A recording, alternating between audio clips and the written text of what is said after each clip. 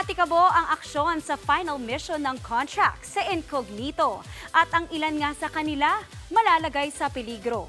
Nasa frontline ng balitang yan, si MJ Marfori.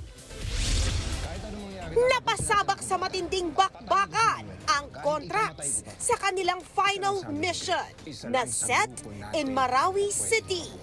All in ang contracts sa kanilang final face-off kay Manuel, played by Joem Bascon.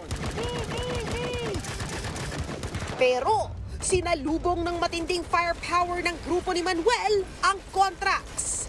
At isa sa unang nadali ng snipers, si Jaguar, played by Baron Geisler.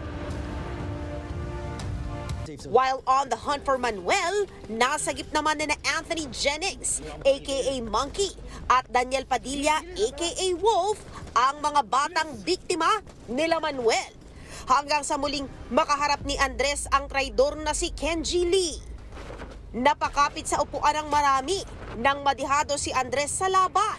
Pero nakahinga rin dahil Andres was saved by JB.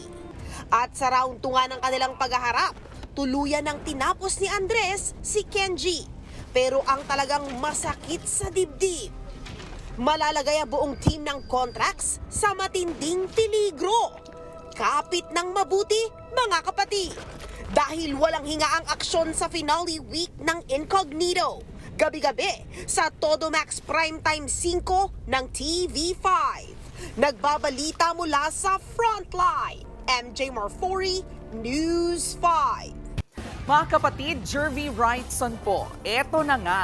Para sa latest showbiz news at iba pang K-alaman, mag-follow at mag-subscribe na sa social media pages ng News 5.